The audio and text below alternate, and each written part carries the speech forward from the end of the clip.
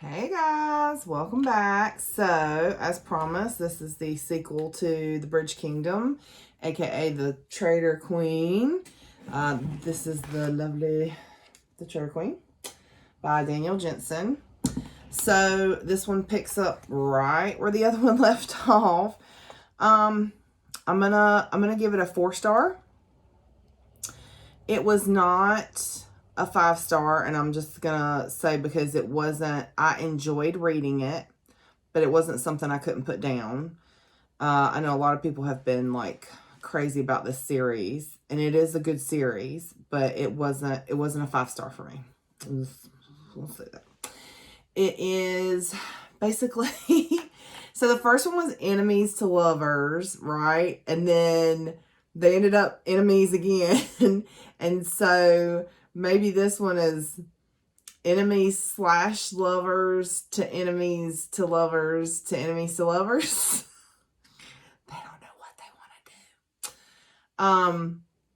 It's Laura and Aaron again, and point of view switches between Laura and Aaron just like it did in the first book. And this book is about them trying to get Ithacana back from, and trying to get Aaron back because, in the first book, her dad had taken Aaron prisoner and he's taken Ithacana. So this is all about trying to get Aaron back, trying to get Ithacana back, trying to undo what she did in the first book. So, I will say it's similar to the first book in that things don't work the way you want them to. There are some things that you don't see coming. However, you do get your HEA, your happily ever after, so that's good. So that's your synopsis. Now we're moving into spoilers. Okay. So it starts off, Aaron is a prisoner. Saren has the magpie, the spy master, has Aaron shackled, blindfolded, tortured, all that stuff. Laura has gone to Aaron Hall to try and get help from Anna to rescue Aaron, and she's been taken prisoner. So she's in the dungeon in Aaron Hall, and Aaron is in the dungeon in Vincia. I don't know how you say it. Laura tells Anna the truth about everything and asks for her help to get Aaron back, and Anna actually agrees. So then we switch over to the magpie is actually torturing the Ithacanians because the Ithacanians keep breaking into the palace trying to save Aaron, and they basically torture and murder them in front of Aaron, trying to get him to talk, to tell them how to get into Aaron Hall. Laura has decided that she's gonna go find her sisters and use her sisters to get Aaron back. So she finds 3 of her sisters, and they agree to help her. One of them is pregnant, priggers. Karis, who is Laura's brother and now the only heir, because apparently, like, the king of Ithacana, the king of Maradrina had lots and lots and lots of children because he had a harem. And all of the boys, I think the book says there's like 8 boys, have mysteriously died. Now it's just Karis, who is not his father's pick to take over the throne. But he mysteriously helps Aaron. The sisters sneak into the castle actually dressed as harem wives. I mean, it's kind of creepy when you think about it, but it was also really clever. So the king would make Aaron come to dinner, and the harem wives would come and do a dance. And so the sisters and Laura dress up as harem wives, sneak into the castle. They break Aaron out, and General Zara, who was taken by Karis, who's the general for Valcata.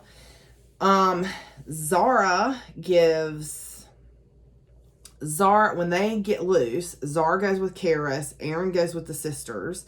They escape the palace. They make it out of the city and climb the cliffs to get away. Laura hangs back to, hold off the soldiers because there's soldiers right behind them.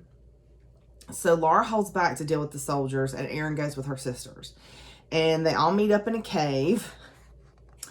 And here's one of my quotes. Y'all know I like, if it's a good quote, I save it. So here's one of my quotes. And this is from Serena, one of Laura's sisters, because Aaron's just like being nasty and talking smack about Laura, who just risked her life to break him out of the palace. She says, "You mean nothing to me. You are nothing. The only reason that the rest of my sisters and I agreed to help you was because Laura loves you and we love her. Never mind that we owe her our lives." She told you, Aaron. So they all hunker down in the cave, and guess who's there? It's everybody's little ray of sunshine, Nana. And Nana is just as snarky as Nana has always been in the series. Laura and Aaron break off from the rest of the group and head for Valcata because they want to negotiate for allies. Serena, one of the sisters, Bronwyn, one of the sisters, Cresta, one of the sisters, and Nana head back to the mountain where Serena and they were living. Laura and Aaron get chased into the desert because, of course, her father was looking for her, and the horses give out because it's the desert. And there are men coming after them, but then all of a sudden a storm comes up, a sandstorm. And so they actually make it to the oasis where Laura was raised, to the compound where Laura was raised. And so Aaron kind of gets to see firsthand what she grew up in, and sees that her story that she told him was true, because there's still bodies all over the place from the dinner. Like nobody cleaned it up. Yeah. So after the storm, they go around the compound looking for supplies, and Laura and Aaron actually have a little moment of civility in her old room. He's actually not being a jerk. And a camel shows up with a dead guy. Yeah. So they take the camel and head out in the desert for the next oasis, because they've still got to move south to Valcata. So at one point, when they get close to the other oasis, Laura, because she's worried about Aaron because he's not doing too good, because him not made for desert, she actually ties him to the camel and hobbles the camel and leaves them both in the desert while she goes to the oasis, with the intent of, her being Miss Super Spy. She's going to sneak in and steal supplies and come back, and then they're going to head on to Valcata. Well, she gets caught thieving. And they do not take very well to thieves. So she actually gets put in a pillory, which is one of those things where you're like this. And she gets put in the pillory, and Aaron comes for her because he wakes up and there's no Laura, and he's tied to the camel, and yeah. So he gets roped in with some merchants, actually the ones that she was stealing from, that are basically going to leave her to die because it's the desert. She's been out in the pillory for like long enough to get burnt all over, because they took all her clothes too. So they left her naked in the pillory in the middle of town. So Aaron is in with the merchants, the ones that are trying to like leave Laura to cook in the sun. And they lead him out into the desert under the guise of they're going to help him get to Valcata. They actually have no intention of helping him get to Valcata. They actually intend to kill him and take his camel and his supplies. So he kills them, goes back for Laura, and there's like this really touching moment, because she didn't think that he would come back because he was so nasty to her. She thought, he's got what he needs, which is a way to Valcata. He doesn't need me. And so here's another quote. Aaron says to Laura, "Laura, no matter where you are in the world, if you need me, I'll come for you. Please know that." It's got a little soft spot right there. It's got Laura's name on it. So they make it to Valcata, and they meet the Empress, who is not a fan of Laura's. And she'll only talk to Aaron alone. And she basically offers him the Valcatan alliance if he hands over Laura and lets them kill her, which he's like, no. So they leave, right? Because the Empress is like, well, I guess you can go then if you don't want an alliance as bad as you thought you did. And General Zara actually shows up to negotiate with Aaron. So they leave for Narastus, which is this border town between Valcata and Meridrina. And Laura tells Aaron that when they get to Narastus, whatever, that's where she's going to leave, because because of everything she did, right? Ithacana is not going to accept her. Aaron shouldn't, and she knows all this, and so she's trying to be the bigger person, the bigger woman, and say, you know what, I'm gonna leave you there once I know that you're safe. But when it comes time, Aaron can't let her go. Aaron pulls her into the boat, so he leaves Karis and Zara actually facing off on the beach in Narastus, because Zara can't be seen helping them, right? Karis can't be seen helping them.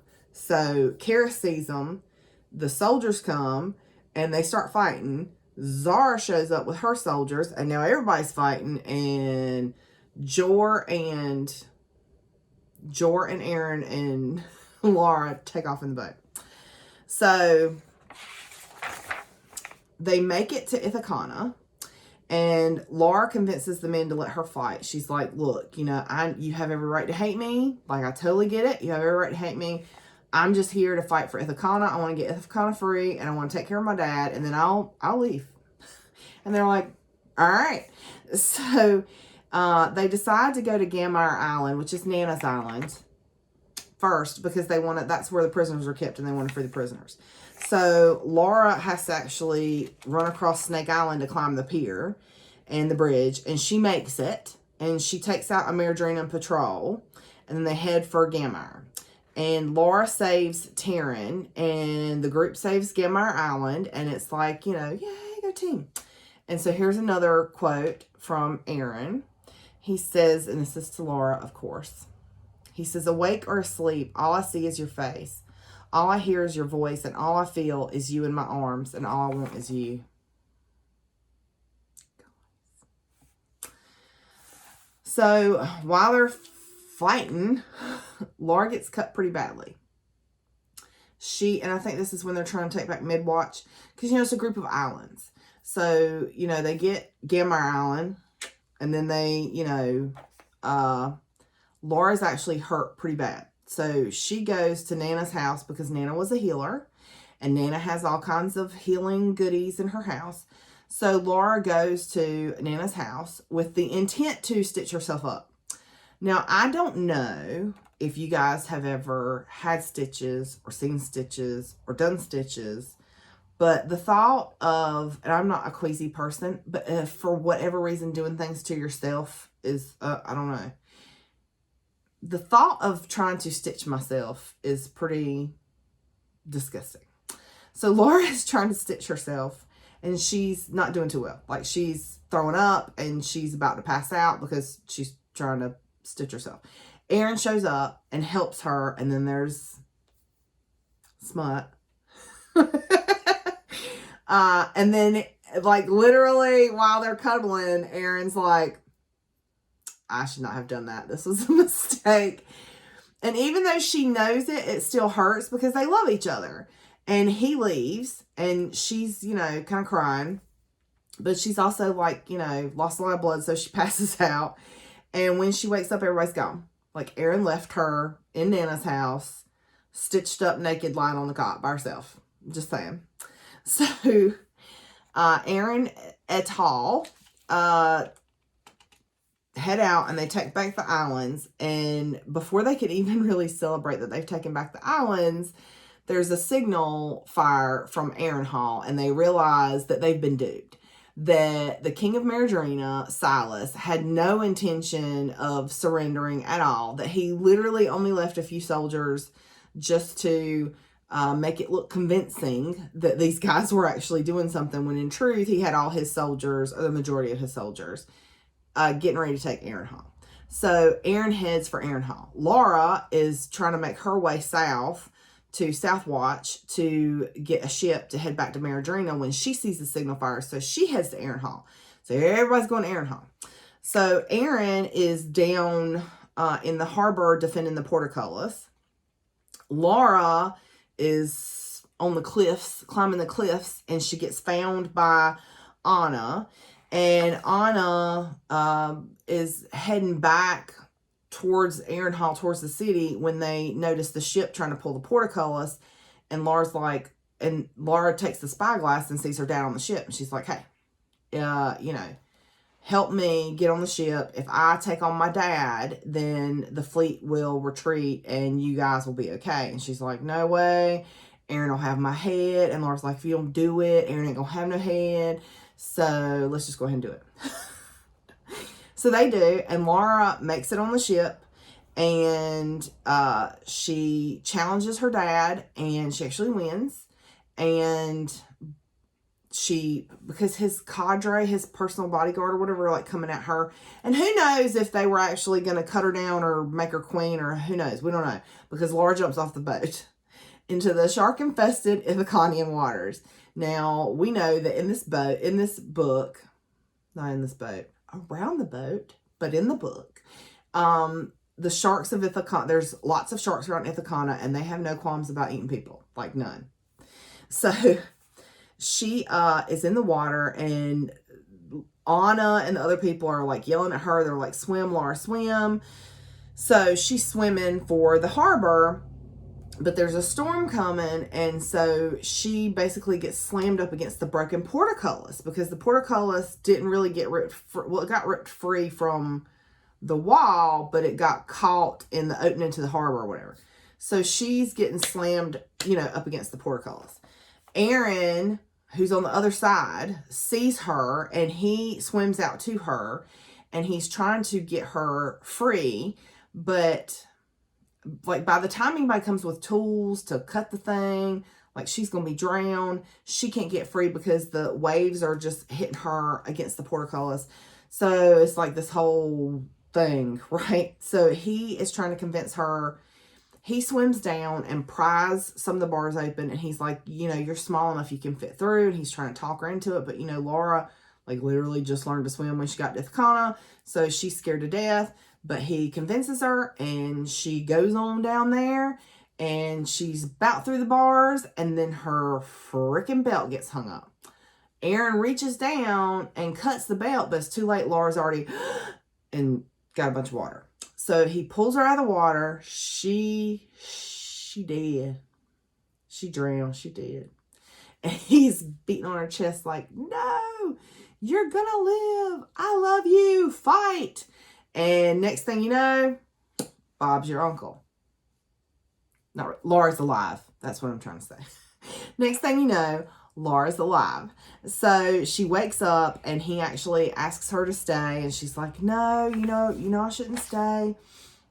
And he says there's actually this myth, this tradition that, because they always told her, like, Nana liked to pick with her. Well, I don't know if Nana was picking or just being nasty because she's Nana. But Nana liked to tell her that traitors were killed by sharks. Like, they would hang them out in the water, and the sharks would eat them. And so Aaron tells her there's actually this myth. I got a tickle. Sorry, you guys. That they really would give traitors like trial by shark, and they would put them in the water. And if they were a traitor, the shark would eat them. And if they were not, the shark would not. And so they were saying, look, you were in the water with hundreds of sharks and none of them ate you. So you're not a traitor. So you can stay. So she decides to stay, and they go out and meet their people together as king and queen. And it's a nice little ending. And then the next book, so it kind of gives a hint that the next book is going to be about Karis and Zara and how they met. So I'm pretty excited. But I like the book. It was good. And I like the ending. I like my happily ever afters. And I'm looking forward to the next one. So thanks, you guys. Till next time.